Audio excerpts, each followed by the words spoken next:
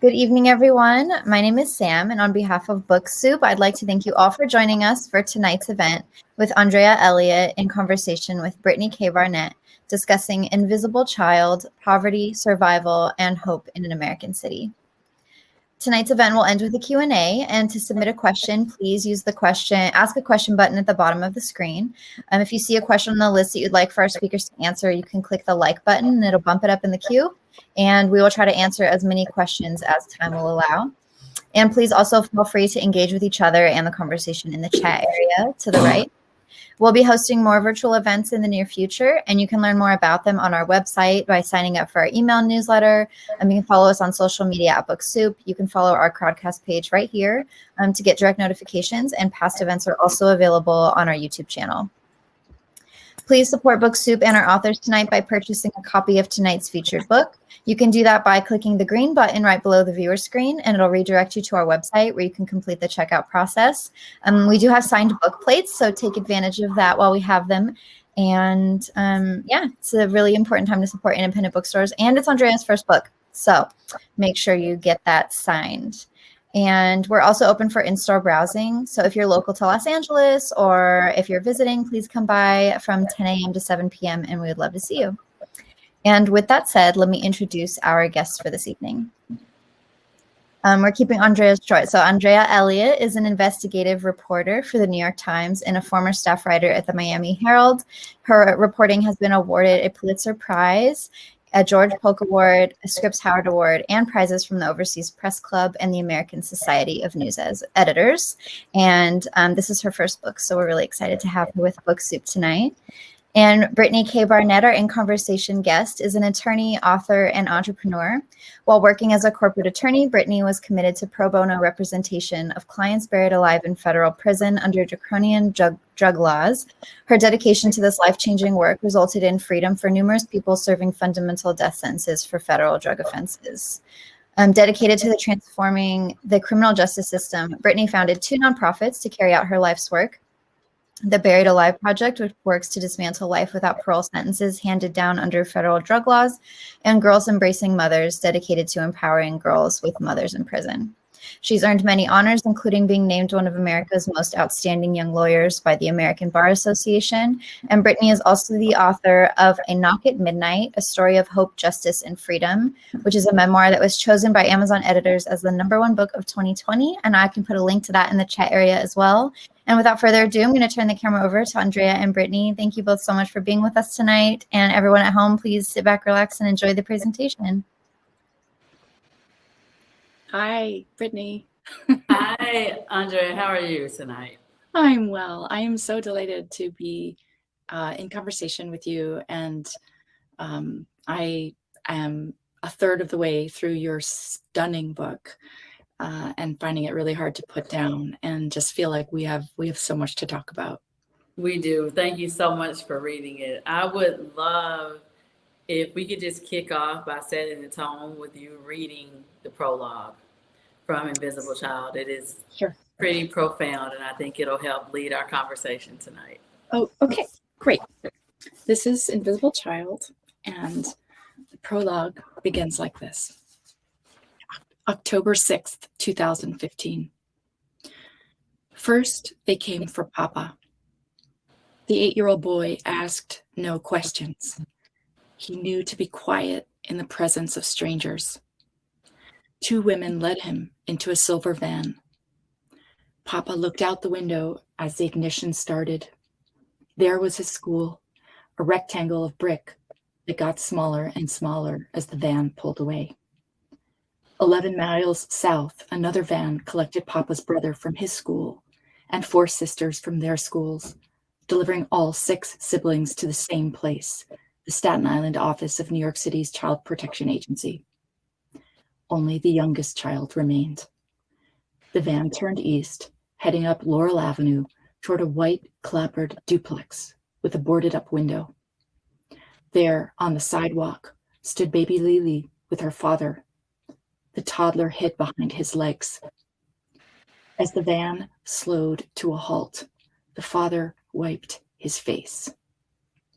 His daughter was too little to understand what was happening, that the people in the van were child protection workers, that the court had ordered them to take Lily and her siblings away, that the parents were being accused of neglect, that they had neglected, among other things, the condition of their home. A moment passed. The van door opened. A caseworker stepped onto the sidewalk and paused. The father gathered Lily up and placed her in the van, promising to come for her tomorrow. That evening, the siblings were transferred to a facility in Lower Manhattan, formerly the site of the Bellevue Hospital morgue. They stepped through a metal detector, trading their street clothes for matching maroon jumpsuits. Their father's words kept ringing. Whatever happens, stay together. I think I'll stop there.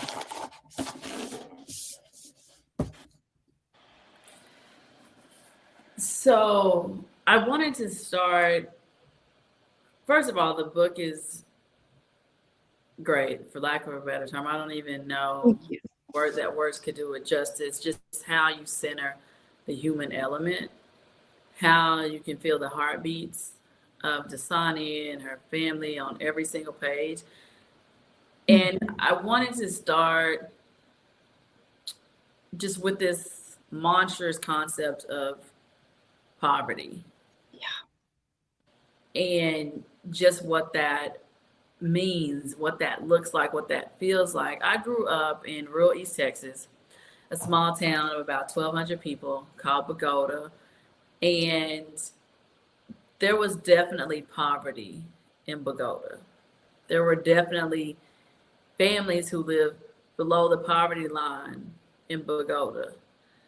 But I don't think, just from reading Dasani's story, that I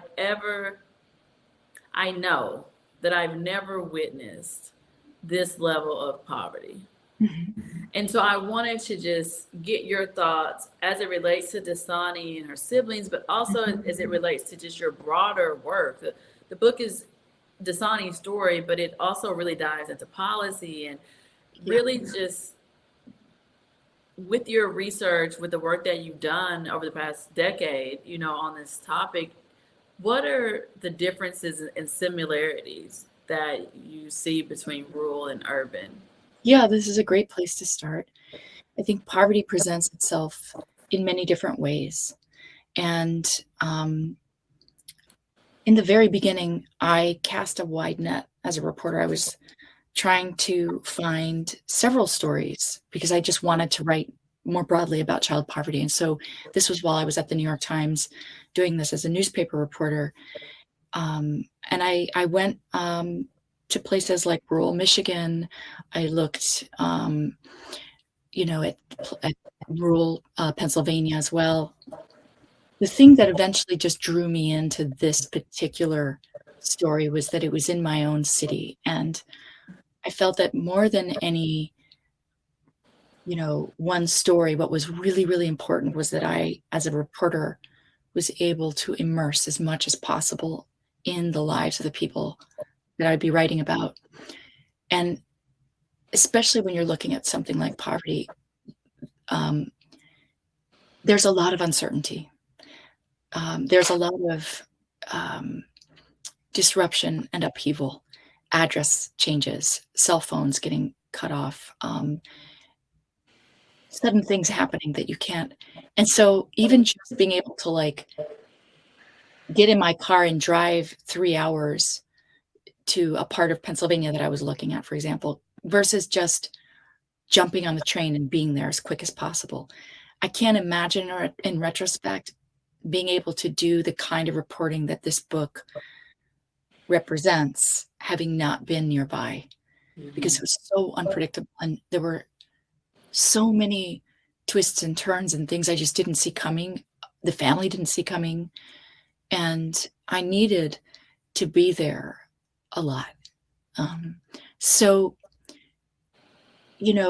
Readers, when the series first ran, and the book covers a much broader story, but that, even just that series, which was the first of the 8 years that I wound up covering for the book, the photographs and the conditions I described in photographs by Ruth Fremson, who's extraordinary, and the writing that came in the story, these details, just like you mentioned, were shocking to some people, but they were not unusual, especially in a concentrated setting like New York City, where you have more people trying to share less space than in a more rural setting.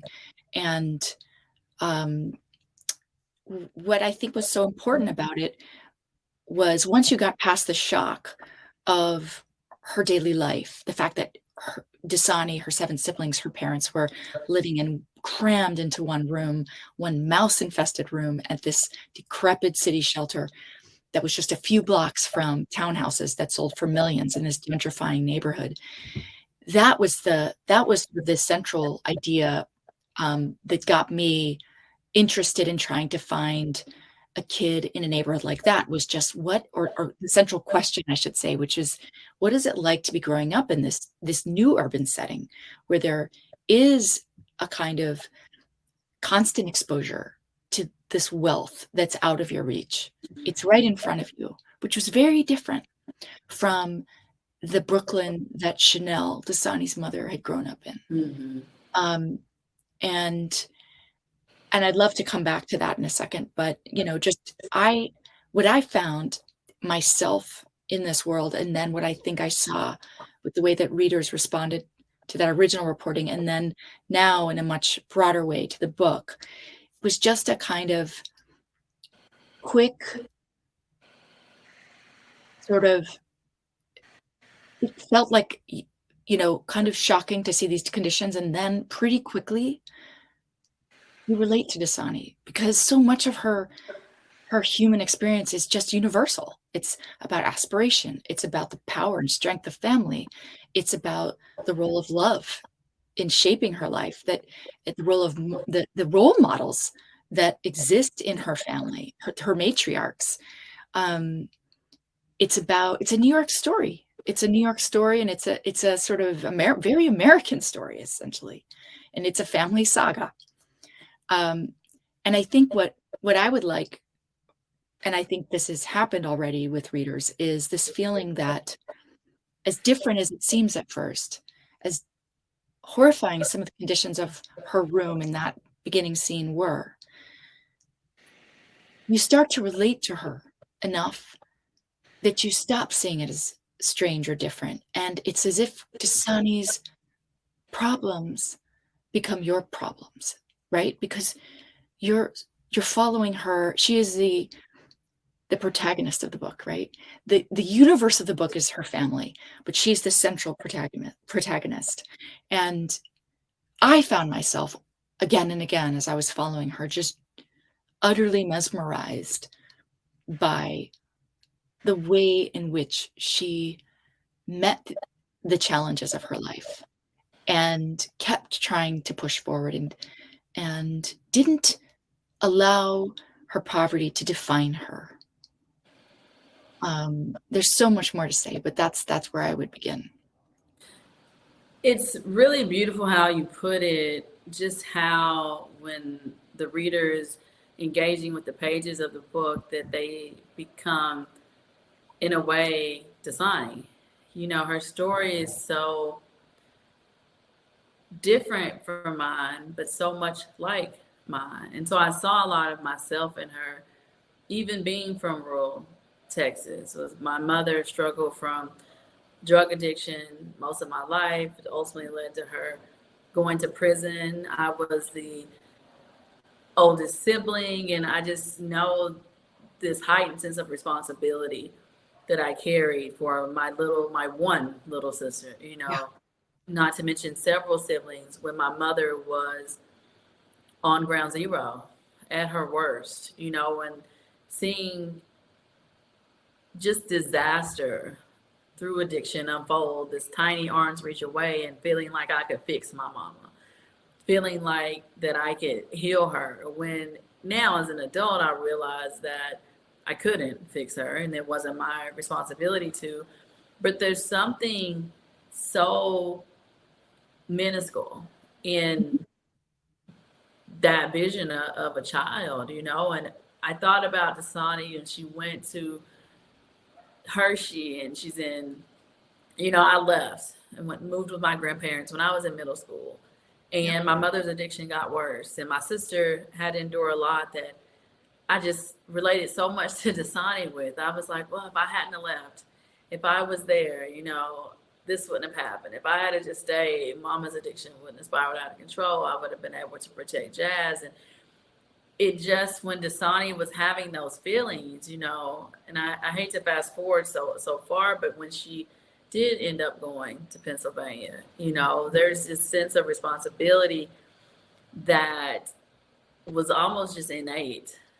And having gone through a period of my life where I totally felt that way, I totally could see through Dasani's eyes on the page just how heavy that responsibility feels.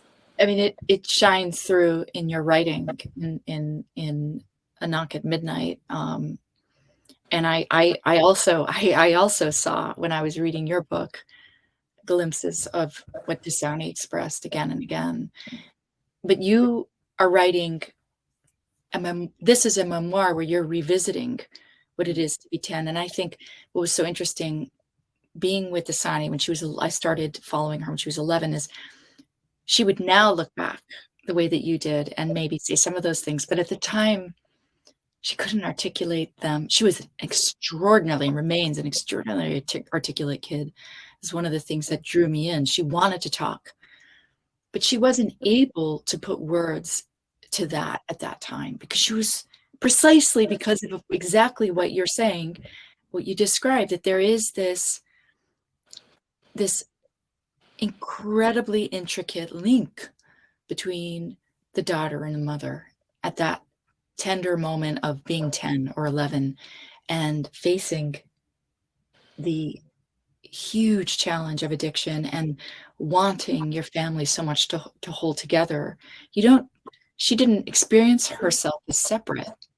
Mm-hmm. But then I saw you write those in such an eloquent way, and I just thought, yeah, I mean, and that is an example, right, of the way in which a story can be universal. The conditions are different, rural setting, city setting, and by the way, this also, of course, is the story of other parts of America in terms of class, in terms of race. I mean, addiction, as we've seen with the opioid crisis, I mean, this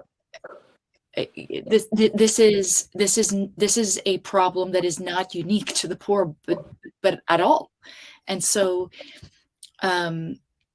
there is this emphasis, though, when people think about the poor, often on sort of this assigning of blame on the parents, rather than understanding that addiction is a response to pain, is a response to untreated traumas often, and often a lack of resources, right? And not the inability to seek the help that is needed in time. There's so much more to say about it, but yeah, I think it is a universal story. Absolutely. And especially with the part about addiction, and I love how you brought up the opioid epidemic, because a lot of my work revolves around this time frame that Dasani's grandmother and her mother grew up in, where we had the crack cocaine epidemic. And there's no doubt that crack cocaine ravaged, Black communities, but there's also no doubt that it was demonized and criminalized in a way from users to drug dealers that we just don't see during this opioid crisis. We treat the opioid crisis as a public health crisis, which it is, rightfully so. But so was the crack cocaine epidemic during the era that Chanel grew up, and that's something that I could relate to as well. And thinking through bringing it to 2021, as we have justified outrage at the separation of families at the border. Right. But we have to realize this has been happening in America for centuries now, the separation of parents from children. And my mother, ultimately her drug addiction led to her going to prison. And I was a young adult, and it's devastating to have any loved one in prison. But It is a primal wound when it's your mama. Yeah. And so I thought about Chanel because she wasn't completing treatment for drug addiction and her children are being taken from her. Right. This liberty, this freedom in the land of the free. And her children are being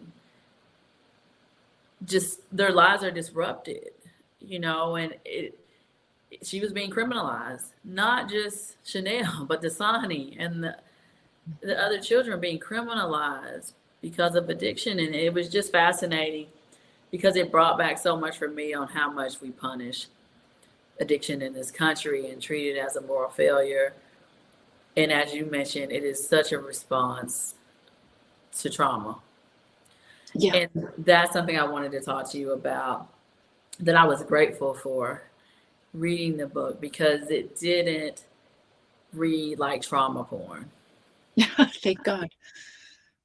And I'd love to talk about that more. It's a real concern, Oh, yes. And it's something that I felt the reason why it was so mitigated to me. And I would love your thoughts on your thought process on writing. It was how you still show that family bond and that love and that joy and pain can coexist. It's something that I wanted so much in my book. I use this Nikki Giovanni quote: "Black love is Black wealth." And they'll probably talk about my hard childhood and never understand that all the while I was quite happy.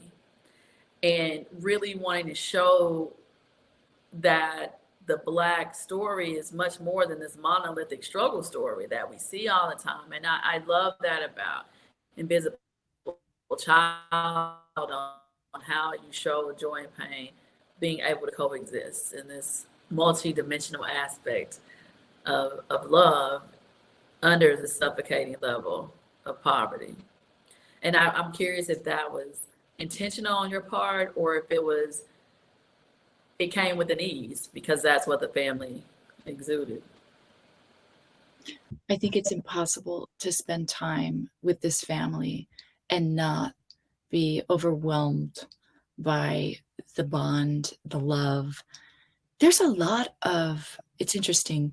I find this book, from the outside, someone might say this book could be depressing to read. I actually found her story and her life, which is an extension, obviously. The story is an extension of her life and my time in it, to have been so filled with joy, so many moments of levity, so many moments of humor and brilliance and revelation. Her mother is like a walking poet/prophet in my mind. I mean, she's constantly explaining the world in a way that I just find so convincing. And I think of Dasani as somebody who is, at her very essence, extraordinarily loyal, and that the things that she does that to the outsider might seem like self-destructive or self-sabotage are very often driven by this core nobility that is about standing with her family. It is about not putting herself first.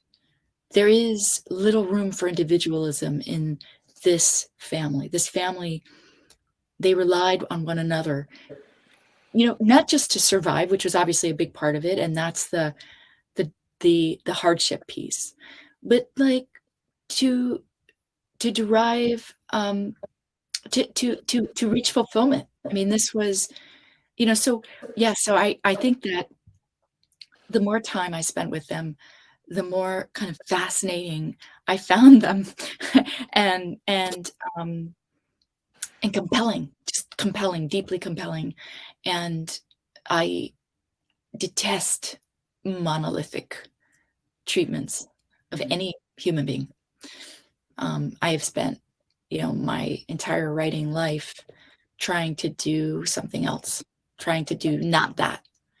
I am most interested in contradictions, which we all carry, by the way, and that coexistence of two seemingly opposite truths, that the same person can be capable of bad things and good things, which is all of us, right? And so I think that's where I was drawn. I was drawn to that just out of, the way I think as a person, but also because Chanel Dasani, Supreme in particular, and others in the family were so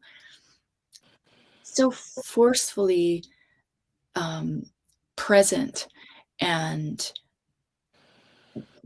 I would say vivid in their own narration of what was happening to them. Dasani at a really young age just was constantly able to put into context for me what she was feeling, it's a rare trait even in an adult. This is a family that for whom the written word is very, very powerful. They studied the dictionary every night, the kids, and they would pick a new word and learn it.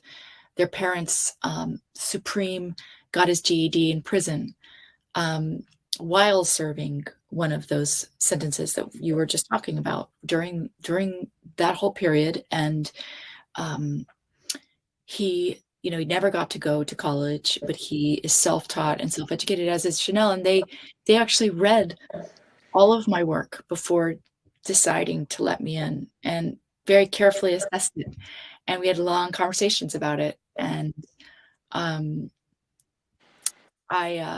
can't say enough about them. This book is more than 500 pages as a result. I don't think it should be any shorter than it is. I will say that. And my editor will probably laugh listening, but we got to that place of, okay, here it is. This is the right length. It's the length that we are accustomed to seeing in a presidential biography. And Dasani's life is every bit as important and every bit as relevant in terms of history, in terms of making sense of the current moment through the past, in terms of what her life says about social policy. I think it's so interesting when we began tonight, you were saying that you appreciated the centering of people. And I would also add to that it's not just the people who are still with us in this book, who are still alive. There is such a strong presence in Dasani's daily life of what I would call her kind of guiding spirits. These are people who I've written about, people like June Sykes, her great-grandfather, who had passed away, her grandmother, who is her greatest role model ever, Joni, who also died when Dasani was about 7. Their lives matter so hugely in how they shape her worldview, her sense of her own possibilities, her also very acute sense of the injustice that their lives represented in terms of the lot they were handed, right? And I think her great-grandfather is probably the most important part of understanding her current poverty. When you look at how, just like wealth builds from generation to generation, as we have seen, especially in white America, how homeownership was so central to creating the middle class and creating this informal safety net that so many families of means take for granted and that enable them to stay together, that enable them to thrive. Poverty can create a cycle that isn't a choice. It's just, this book really gets at this, but it's so much more complicated than that. And we like to talk about poverty in these very simple terms, and people are always talking about breaking the cycle. I think of other cycles that are present in Dasani's life, including the cycle of power that her family represents and resilience, the cycle, the repeated patterns of incredible self-sacrifice and sibling bonds, loyalty, fortitude. I think this family got me to think differently about so many things that I hadn't considered before I started reporting on this, which is things like how we measure success. What is success? What is happiness? you were talking earlier about her leaving, and Brittany, you were saying that you also left and that you could relate very much to that kind of survivor's guilt. I'm curious what you thought, and then we talked a little bit about Hershey, what you thought about the code switching part of the book. That was my next, like I was about to totally shift gears to that, because I read a lot, probably not enough, but it's very interesting to me how you wrote about the code switching, because I've been there. I feel that I'm there today a lot, that I have to breathe deeply and to remind myself that this is not a burden that I'm going to carry. But it's something, it was remarkable, Andrea, in how you wrote about it, because I don't think I've ever seen or read about code switching being discussed from someone outside of the Black community. Mm-hmm. And the way you captured it is just how I feel. And so it showed how you're writing things off the page, but two, it also shows how Dasani was writing her own story. And you were putting it in print, and it was something that for me feels unfair. It is a form of mental violence. This need to even feel you have to code switch. And I'll let you dive into it for the people who are watching us tonight. One, please don't forget to ask any questions that you may have. I promise I'll leave a little bit of room at the end. But also the code switching is when you're feeling, and through Dasani as a Black woman, as a Black teenager from New York, that you're having to talk different, that you're not pronouncing your words right, that you're having to act different to conform to the societal norms. And the interesting part to me that you wrote about, and I would love if you could elaborate on it too, is just what you were just talking about. Like, how do we define success? This success that truly white America has set the standard for. And I'm really interested. I'm so glad you brought it up, because the code switching was something that stood out a lot to me, because I could relate. Dasani had never heard of the concept until she got to Hershey, where this school that she went to, the boarding school in Hershey, Pennsylvania, that was created by the chocolate magnate Milton Hershey, where poor children attend for free. It's a boarding school, and all of their needs are met. And if they graduate, having followed all the rules, they can leave with a college scholarship. So it was an incredible opportunity in many ways. And that's the very reason she went. She was excited to give herself this opportunity. One of the hardest things about it, though, was this completely different culture she found herself in, and how she attempted to reconcile that with the culture she had left behind, which she understandably loved and felt, not just loved, but felt very proud of. Everything from the music she listened to, the way she dressed, the way she spoke, the way she acted, were all things that in this new context she was told had to be tweaked. Now, I will say that, and Hershey is not, I don't think, teaching it exactly this way anymore, but this was about 5 years ago. This was an attempt by the school to help the kids manage. So they weren't saying it was code switch. It wasn't drop the old code, take on a new one, forget who you were, be somebody else. It was, here's how you manage these two different worlds.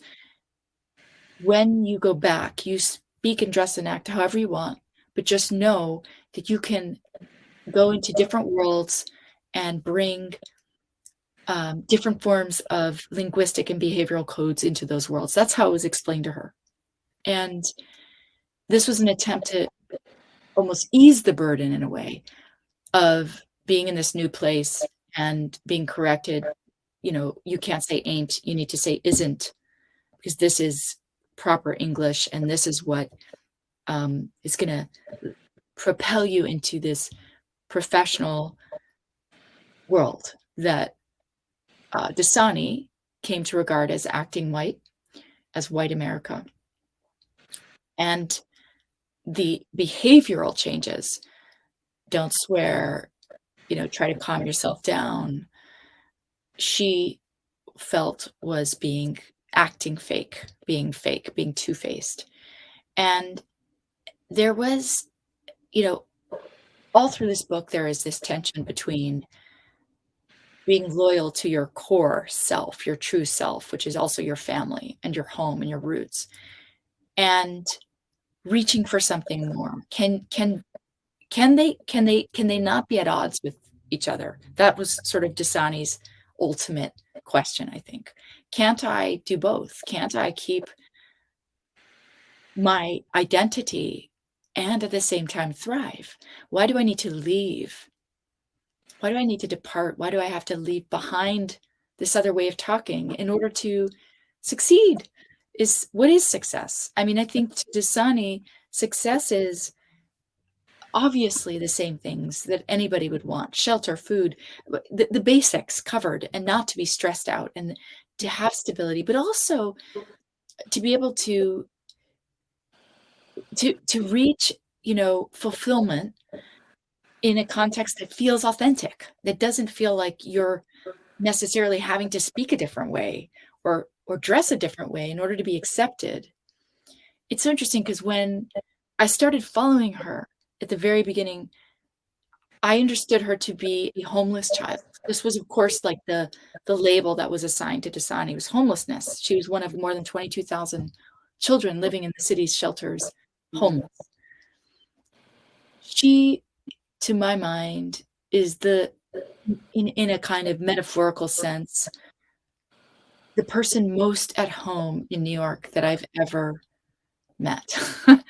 And I'll read you this quote. She said to me, this was when she was really struggling at Hershey, really struggling with this emphasis on here you act one way and talk one way, but when you go home, it's okay to talk that other way. And by the way, I will also add that Hershey makes this case for some of the people I heard talking about it. It's a persuasive case. Linguists were among the first people to study code switching, and they studied it in a language sense. So Mexican Americans who mix two languages, but it can also be, what they said, what the people Hershey would say to Dasani is like, everyone code switches to a certain degree. Like, have you ever seen a teenager? The way any of our teens are texting each other is one language, but then when they speak to us, it's another language. Or you're a lawyer on the phone with your client, you might be one way. On the phone with, the person you're dating, it's a different, you know what I mean? We're always speaking and, learning. And that actually did work for Dasani. She agreed. She said, I've been code switching to a certain degree all my life because with my friends, I will talk one way, but I will not dare speak that way to Supreme, her stepdad. So she got that, but it still didn't seem to be a concept she could buy coming from a white man. At that time, it was her house father at Hershey. The person who made more sense to her was her Black therapist, Julie Williams, who said, it's like editing. It's not that you are ignoring those feelings or those thoughts, but if you want to be able to sort of go between these very different worlds and feel okay, then this is what you do. Ultimately, this is the quote. She said to me as she was struggling with all this, home is the people I hang out with, the people I grew up with. That, to be honest, is really home. Family who have had my back since day one. It doesn't have to be a roof over my head. At Hershey, I feel like a stranger, like I don't really belong. In New York, I feel proud. I feel good. I feel accepted when I'm in New York. She wants to feel at home wherever she goes, whether it's Hershey or New York. She wants to have the freedom to speak without hearing this voice of correction, nudging her away from using words like ain't. I mean, Right. And so I think that they're just, to me, it just begs a bigger question about how do we accommodate difference Mm-hmm. in our definition of success as a society? Are we doing enough in that regard? It's such an important topic, and I'm so glad that you brought it up. I'm so glad that Dasani did have people, including the Black therapist, who was trying to help her process and navigate these different worlds, because it is something that, I do liken to mental violence. Just the fact that, Dasani's having to walk into this room, and in her mind, she's like, okay, I need to say it this way. I need to talk this way. I need to sit this. It's just that heaviness in your mind as you're just trying to be a teenager in this world, under already such a life that is multi-marginalized. Did you feel, Brittany, I'm so interested in the mental violence piece, because I do think that speaks so much to what Dasani described. I haven't gotten far enough into A Knock at Midnight, but do you talk about this at all in the book? Or did you ever feel that you were put in that position of having to do that? I did. I don't talk about it in the book really, but I do. I did. I come from rural East Texas. My mother struggled with addiction. She's in prison, and my family has its own heartbeat, its own culture, and including the extended version of the Black culture. And I definitely did. I definitely felt that I had to code switch, and I know I was code switching, a lot. And I know I was very aware and conscious of the fact that I would need to code switch. Even when I was a baby lawyer, as I was called, I went to work for a firm, and I walked into a client event, and there's probably 150 people there. And the first thing I noticed was that I was the only Black person in the entire room. And I had a conversation later with one of my mentors, who was a white woman. She was a partner at the firm. It never crossed her mind that I was the only Black person in the room. And rightfully so, it shouldn't. I mean, why would it? But that's still something that I was very conscious of, and how I interacted in that space as the only Black person in a room of 150 lawyers and clients. And so the fact that I am carrying that in my mind, on top of the fact of remembering to smile, on top of the fact of remembering the eye contact, on top of the fact that, whatever it is that's happening, these are additional forms of mental violence, as I call it, because your mind is that it's in chaos as it's trying to maneuver in these spaces. And we do it in a way that, you don't let them see you sweat, but internally, that is a heavy burden to carry for anybody, no matter what those circumstances are, because you're still carrying this additional weight from that circumstance. So I wish I had more room in the book to talk about that, but it is definitely something that I felt, and I still feel at 37. Not as much, because I'm, a lot of it, I think, is self-imposed in a way, because you don't have to conform in those ways, but I definitely still feel it even today.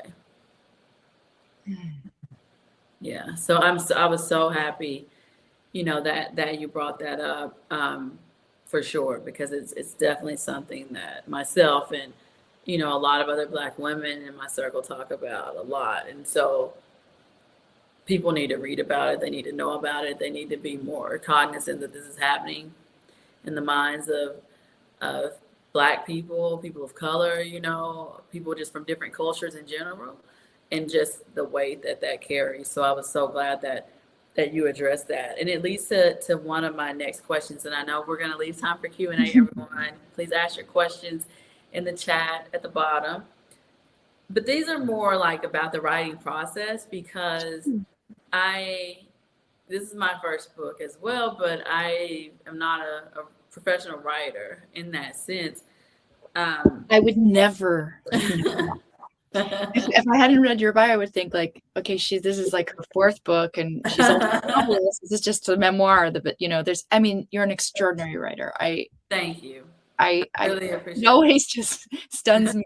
Which that doesn't actually happen that often, that you read something by someone whose primary job is not to write, and they're so good at writing it. I'm like, I didn't even know what I would do if I wasn't a writer, but you cannot clearly do many things.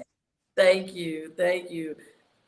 Going through that, it just gave me a newfound appreciation for writers and authors, and just the process and the art that is writing. And so this is a personal question for me, was what part of the story, if any, did you find most difficult to translate to the pages Oh, of the so book? much of it. I mean, I will tell you, almost every time I hit a wall, I would either call Chanel or call Dasani, or I would see them and talk it through. One time, Dasani came to me. I was at that point, and I wouldn't have been able to write this book without the tremendous support of foundations and nonprofits. And at that time, it was the Russell Sage Foundation, which is devoted to poverty research. And I had a little office there just for a few months, and I was reading all of these historical texts, a lot of them very dry, trying to understand a history that I hadn't really delved into, which was the history of welfare, in particular, going back to colonial America. This all began with, and this is maybe this is both a blessing and a curse as a writer, but I always just, I have to go back to the very, I can't, I'm never satisfied with like a kind of cursory understanding. I feel like if I haven't figured out every part of this particular strand history, if I haven't read as much as I can, I have no right to even try to write about it. So I would go down these sort of rabbit holes, but they were important ones, around all kinds of parts of this book, around policy and history. The system that Dasani's family has to navigate, it's really many systems,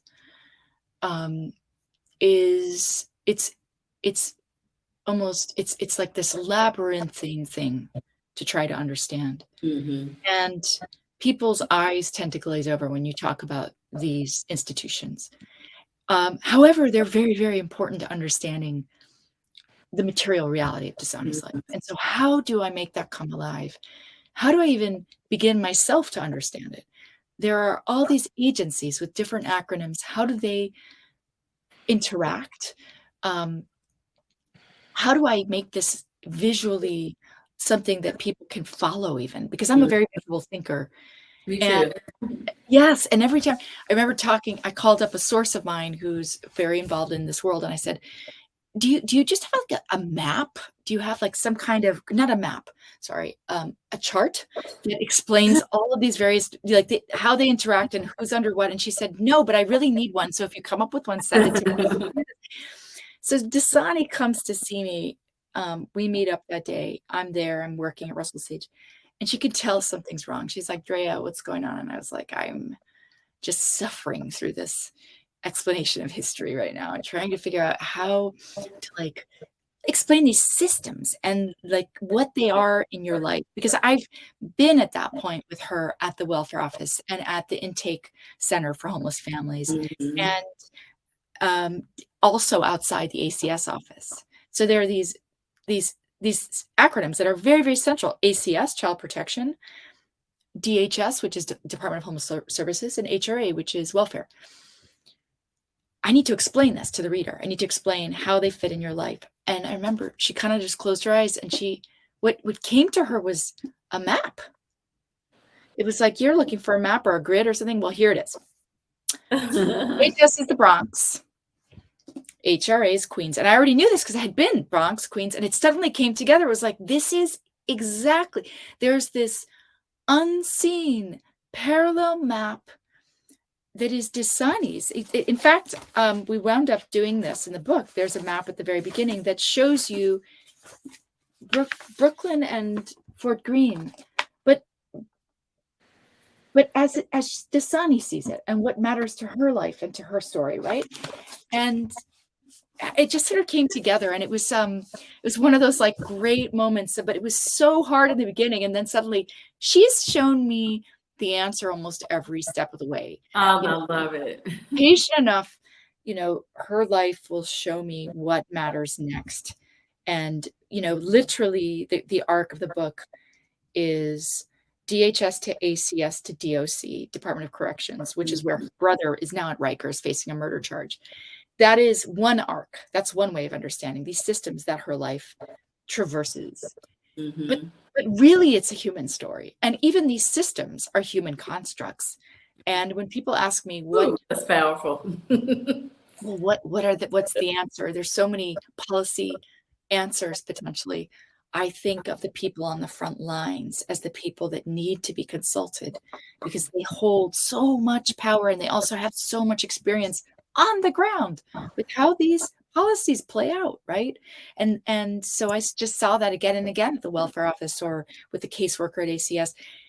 The whims of that person can define the outcome for family. Does this go in a catastrophic direction, or is everyone okay? Right. It can begin with such a small issue, and then that snowballs into catastrophe because of decisions that were made on the front lines. Right. But right. No, absolutely. That it resonates so much, for sure. And so thank you for sharing that part of the process, because it is a process and it's years of hard work and great writing. And just as you mentioned, you're visualizing and you're a visionary on how this should come together. And it's a masterpiece, Andrea. It is truly a masterpiece. Seeing anyone, we have just a couple of minutes left. Please put your questions in the ask a question box if you have any.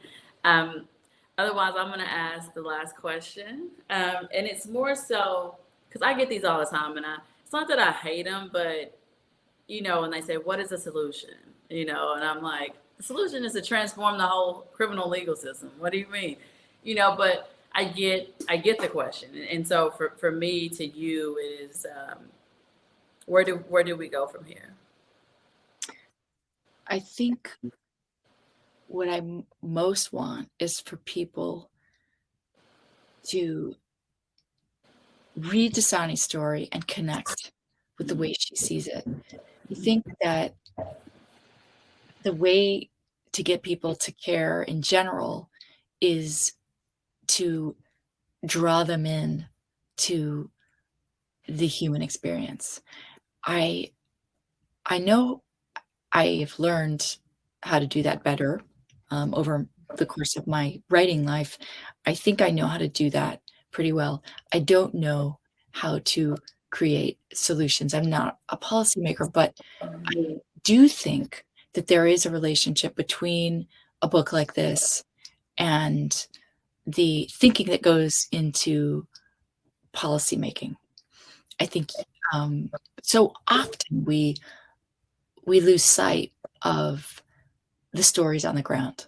And those are the stories that matter most, not the solutions that are created from 10,000 feet above the ground. Those solutions have to, first of all, the problems are so complex, so the solutions can't be simple. They have to be able to address multiple levels of hardship. There isn't a one size fits all. It's stunning to me that Dasani's siblings were removed from a home based on, in the beginning at least, the case was very much about the fact that the home was falling apart. And this was a Section 8 rental, and the landlord had not fixed things, or at least, the family had been trying to get a lot of things remedied and couldn't make that happen by no fault of their own. It was just bureaucracy and lapses of different kinds. And suddenly the children were removed, and they left a home where they were all together and to go into a foster care system that wound up spending about $33,000 a month just on those siblings. And if you just took a fraction of that money and directed it toward keeping the family together and giving the parents the supports they needed. That is a big question I have, is sort of, what is the thinking behind the way that money is spent and the priorities, that this book shows that are so often, and you brought up the migrant border, issue. Children are separated from their parents, not just, it hasn't just been happening for decades because of incarceration. It's also been happening because of the child protection system, which disproportionately affects Black and brown families. There are nearly, I think, about 500,000 children right now in the foster care system in America. So the vast majority of those cases are neglect cases. They're not abuse cases. And there's a big difference. Neglect is failure to provide things like shelter. And these are so often closely correlated with the problems of poverty. So yeah, there's so much to say about the solutions. I'm curious what your take is on the solutions. I agree with you that I think the human element is often ignored, but that it's critical to drive impactful change. And it's the same thing we say on the criminal legal side, is that those directly impacted should be at the center of any movement, of any work surrounding them. To me, they're the experts. And that's definitely something that I share. I think we have to have more directly impacted people leading the way and at the table as it relates to policies and solutions that involve them. I couldn't agree more. Definitely do. Yeah, I definitely do. And I think that it's the main thing, among many that I enjoyed about Invisible Child was the heartbeat. I could literally feel the heartbeat on every page. And that's something. I wrote that down, actually, when you said that earlier. It's music to my ear. So thank you. Well, thank you for this beautiful piece of work. Please, you can click Purchase Invisible Child at the bottom. This is a classic book that will be around for a long, long time.